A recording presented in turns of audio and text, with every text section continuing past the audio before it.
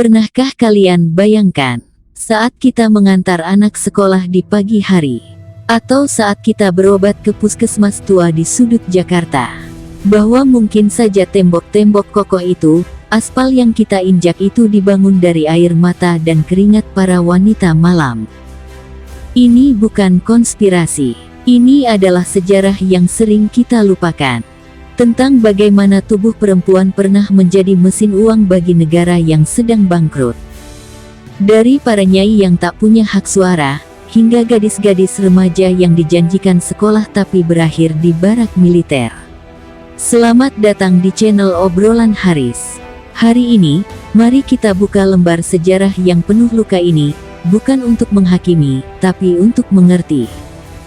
Sejak zaman kerajaan, wanita penghibur memang sudah ada. Tapi, kepedihan yang sistematis dimulai saat VOC datang. Bayangkan kita hidup di masa itu. Orang-orang Eropa datang tanpa istri. Dan siapa yang jadi korbannya? Perempuan lokal. Muncullah fenomena nyai. Mereka bukan sekadar pemuas nafsu. Mereka mengurus rumah, memasak, bahkan mengatur keuangan tuannya. Mereka melakukan tugas seorang istri, tapi tanpa status hukum. Saat tuannya pulang ke Belanda, para nyai ini seringkali ditinggalkan begitu saja. Anak-anak mereka diambil, hati mereka dipatahkan. Mereka adalah korban pertama dari perdagangan berkedok asmara ini. Dan tahukah Anda, VOC, perusahaan dagang itu, bahkan memungut pajak dari rumah-rumah bordil di Batavia. Penjajah yang mengaku beradab, ternyata menjadi mucikari terbesar saat itu.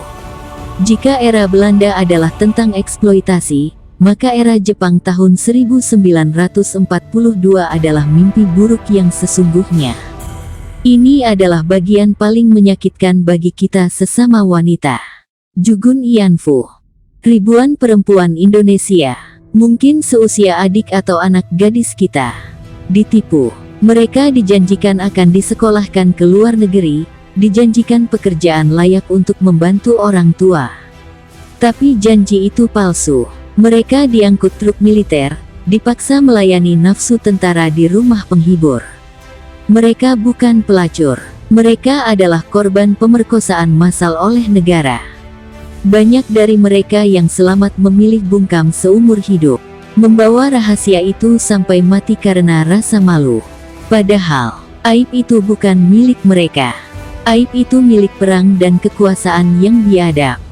Kita lompat ke tahun 1966.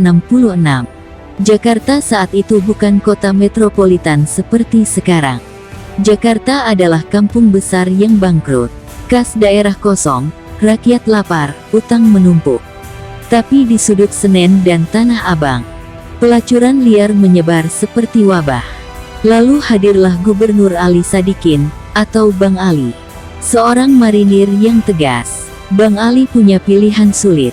Dia butuh uang untuk membangun sekolah anak-anak kita, membangun jalan, dan puskesmas.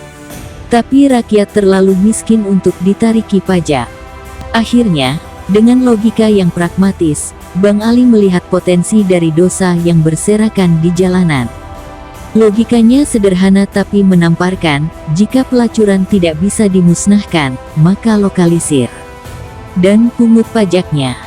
Maka pada tahun 70-an, lahirlah Kramat Tunggak, sebuah industri seks legal yang didirikan negara. Keputusan ini memicu badai protes. Ulama berteriak, ibu-ibu menjerit. Jakarta dituduh membangun surga dengan uang neraka. Tapi, Bang Ali mengeluarkan kalimat legendaris yang membungkam para kritikusnya. Kalimat yang mungkin akan membuat kita merinding mendengarnya hari ini. Kepada kalian yang mengharamkan pelacuran, silakan kalau mau pergi kemana-mana naik helikopter. Jangan lewat jalan raya yang dibangun Pemda DKI. Karena jalan itu, jembatan itu, bahkan puskesmas tempat kalian berobat, dibangun dari pajak judi dan pajak pelacuran. Itulah ironi pahit kota ini. Fasilitas yang kita nikmati hari ini, sebagian fondasinya dicor menggunakan keringat wanita-wanita malam di Kramat Tunggak.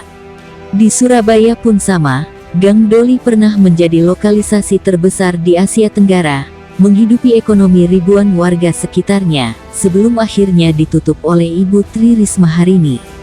Zaman berubah. Keramat Tunggak kini sudah menjadi Jakarta Islamic Center, sebuah simbol pertobatan. Doli sudah tutup. Tapi, apakah prostitusi hilang?